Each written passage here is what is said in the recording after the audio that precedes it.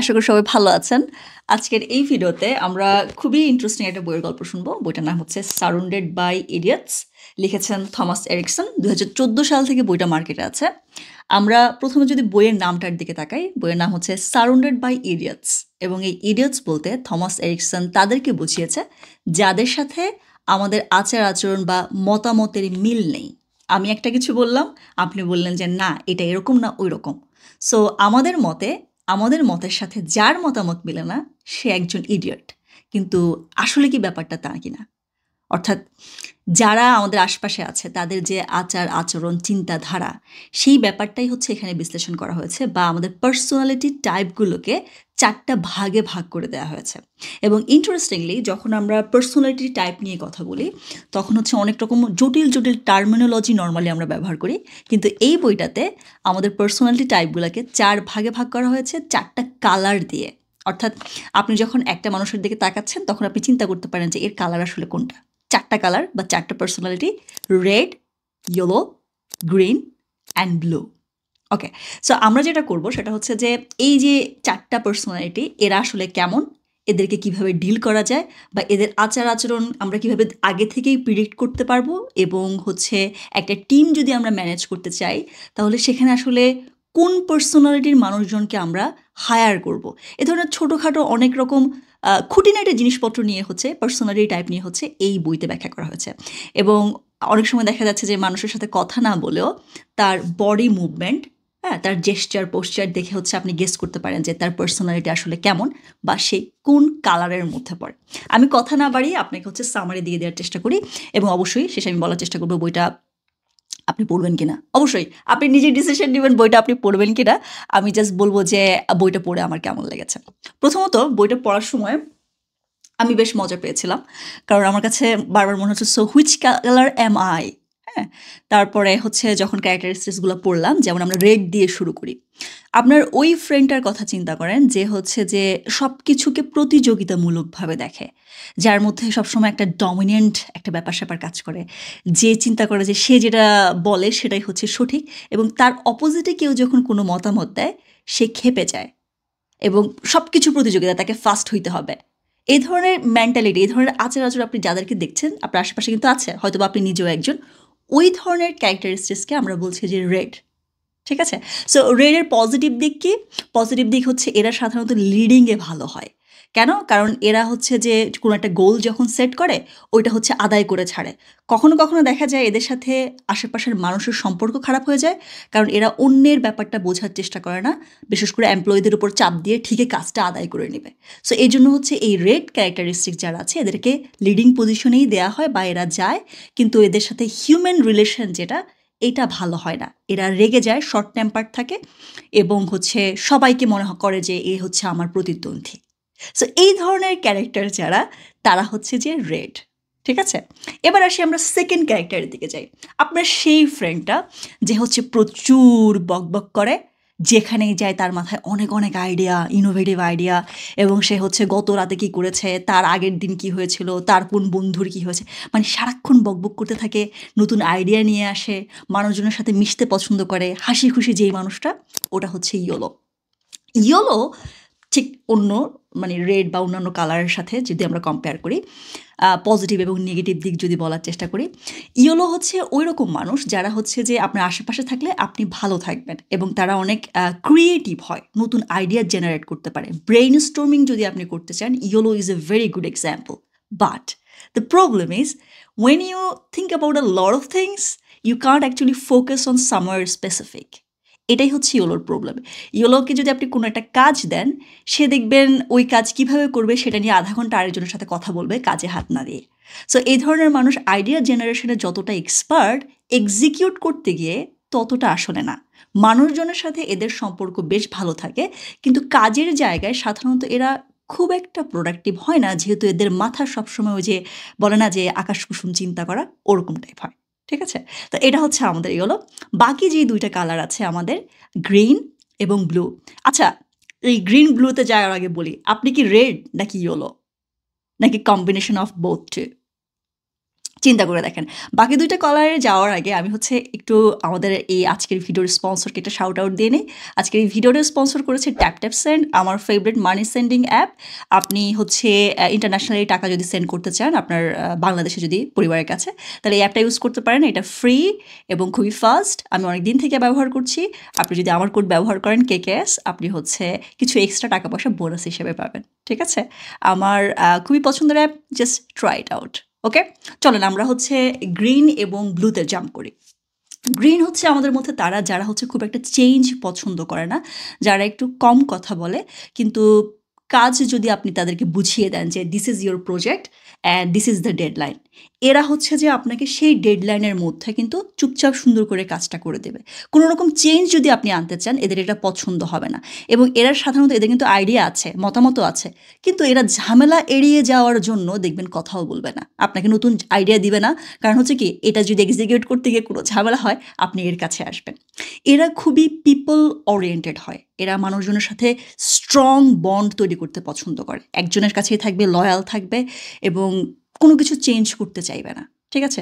So আপনি যদি টিমে এমন কেউ চান যে হচ্ছে যে কাজ দিবেন, প্রপারলি ঠিক সময়ে কাজ করে দিবে, কোনো রকম ঝামেলা নাই, অত বেশি কথাবার্তায় নাই, হ্যাঁ, নিজের মতো থাকবে, ওইরকম মানুষ যদি আপনি চান, তাহলে হচ্ছে আপনি ওইরকম মানুষ মানে গ্রিনটাকে আপনার হায়ার করতে হবে। যদি আপনি ব্লু এর দিকে যান, ও ওয়েট, আমি সব পজিটিভ দিক বলেছি গ্রিনের, হ্যাঁ, একটু নেগেটিভ দিক বলি। যেহেতু আমি বলেছি যে গ্রিন মানে লেখকের মতে, আমি যা বলছি সব কিছু লেখকের মতে বলছি। সো যেহেতু গ্রিন হচ্ছে নর্মালি খুব একটা কথাবার্তা বলে না এবং নিজের জায়গায় থাকে, নিজের কাজ করে, চেঞ্জ পছন্দ করে না, এরা সাধারণত আমরা বলি যে কর্মক্ষেত্রে নিরাপদ, প্রোডাক্টিভ। বাট একটা প্রবলেম আছে, সবসময় সহ্য করে যায় তো, সবসময় এরা ভালো অ্যাক্টিভিটি দেখায় তো, প্রোডাক্টিভ থাকে তো। হঠাৎ যদি এমন হয় যে আপনি খুব বেশি প্রেশার করছেন বা কোনো গ্রিনকে যদি আপনি খুব কর্নার্ড করে ফেলেন, তাহলে ও ব্লাস্ট হবে, হ্যাঁ, এবং এমন রিয়াকশন করবে যেটা আপনি হচ্ছে ওর কাছ থেকে এক্সপেক্ট করবেন না। So be careful about green, they are very gentle but you don't wanna push them too much. ঠিক আছে? আচ্ছা, তারপরে আসি যে আমাদের লাস্টে যেটা ক্যারেক্টার ব্লু। ব্লু হচ্ছে মূলত তারা যারা আপনার সেই ফ্রেন্ড, আমি আপনাকে মনে করাই দিই। ধরেন আগামীকালকে আপনাদের ট্যুর আছে সকাল ৬টায়, যে হচ্ছে গতকালকে বিকালবেলা হচ্ছে ব্যাগ ট্যাগ গোছাই ফেলছে, কোন রুটে গাড়ি যাবে, কোথায় থামবে, সব কিছু প্ল্যান করা, হোটেল ম্যানেজ করা, মানে যে হচ্ছে অলওয়েজ অ্যানালাইটিক্যাল চিন্তা করে। সব কিছু হচ্ছে যারা তার বাসায় গেলে আপনি দেখবেন যে সব কিছু অ্যালফাবেটিক্যালি অর্গানাইজ করে রাখা হয়েছে, হ্যাঁ, ফিটফাট যাকে বলে, একদমই ১৯ থেকে ২০ হলে যার হচ্ছে যে মাথা খারাপ হয়ে যায়, যে হচ্ছে অলওয়েজ লজিকে বিশ্বাস করে। টোটালি যদি এক বাক্যে বলতে চাই, ইয়োলোর অপোজিট হচ্ছে আপনার ব্লু। ঠিক আছে? সবসময় অ্যানালাইটিক্যাল চিন্তা করে, ম্যাথমেটিক্সে এটা নর্মালি ভালো হয়। সাধারণত একটা সহজ উদাহরণ দিই, আমাদের স্কুল কলেজ বা আমাদের ক্লাসে সাধারণত ফার্স্ট সেকেন্ডে যারা থাকে, এরা নর্মালি হচ্ছে যে আপনার ব্লু হয়। এরা সবসময় দেখবেন এমন সব জিনিসপত্র নিয়ে পড়ে থাকে, ডেটা টেটা নিয়ে পড়ে থাকে বা বইপত্র নিয়ে পড়ে থাকে, হিস্ট্রি নিয়ে পড়ে থাকে, যেগুলো হচ্ছে যে নর্মাল স্টুডেন্ট বলে যে এগুলো কেমনে পড়ে। ঠিক আছে?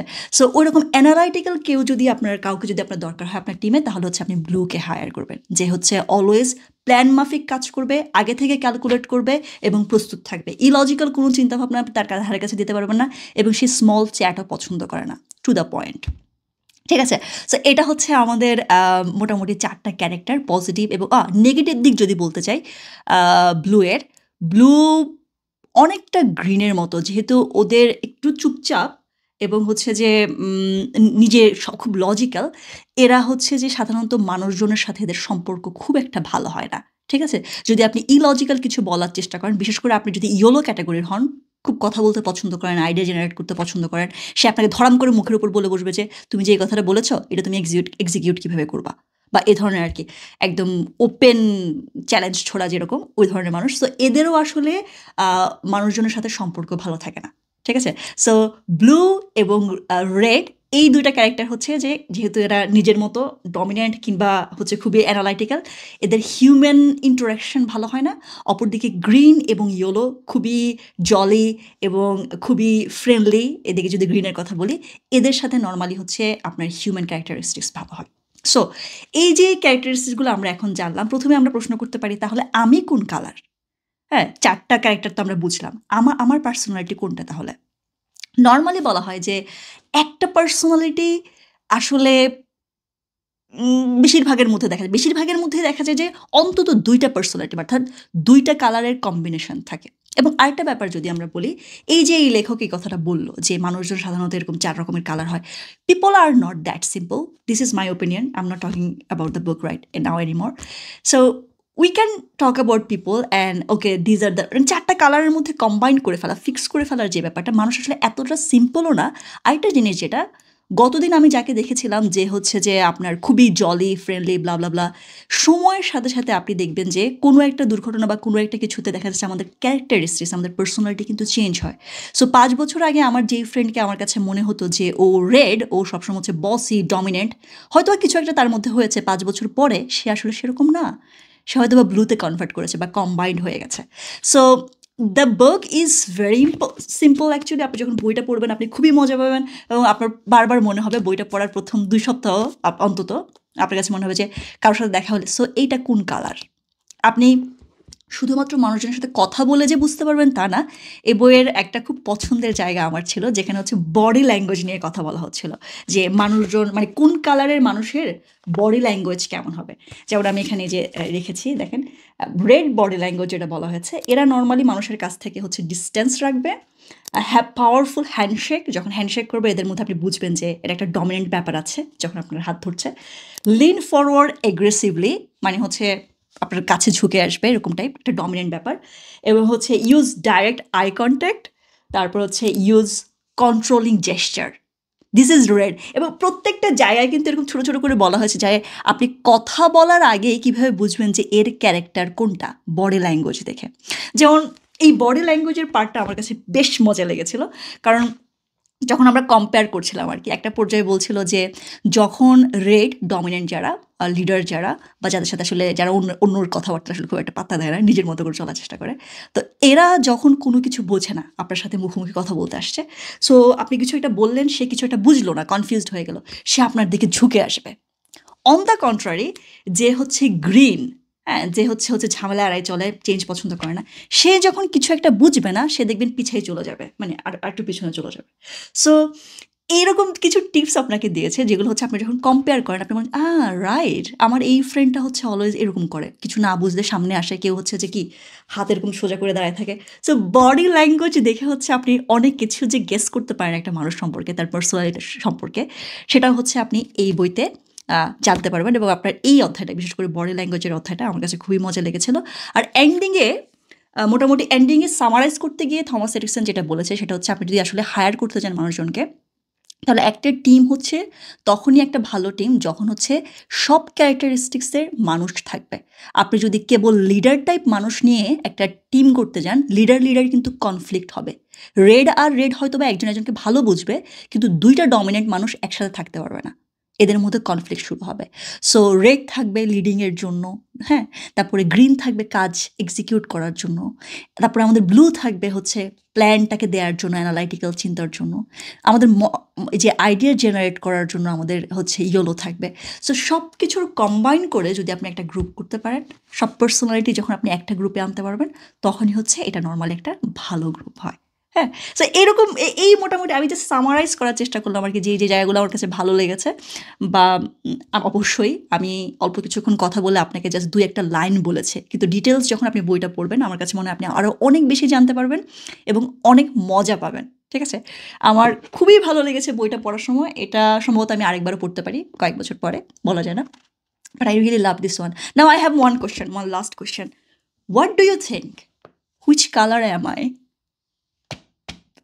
Please write in the comment box and please think about yourself. Okay, forget me. What do you think? Which color are you? Are you red? Dominant, leading position, and always like competitive একটা ব্যাপার স্যাপার আপনার মধ্যে, অথবা আপনি yellow, খুবই জলি, ফ্রেন্ডদের সাথে কথা বলতে পছন্দ করেন, হ্যাঁ, আইডিয়া জেনারেট করতে পারেন, গ্রিন বা ব্লু, কোনটা আপনার, বা আপনি কম্বাইন কিনা। আমি কিন্তু কম্বাইন, আমি সিঙ্গেল ক্যারেক্টারিস্টিক্স না আমি দেখেছি। সো আপনার কোন কালার সেটা আপনি কমেন্ট বক্সে লিখতে পারেন। ঠিক আছে, দেখা হবে আপনার সাথে আমার পরবর্তী অন্য কোনো দিন অন্য কোনো ভিডিওতে। সে পর্যন্ত আপনি ভালো থাকেন, সুস্থ থাকেন এবং নিরাপদ থাকেন। আল্লাহ হাফেজ।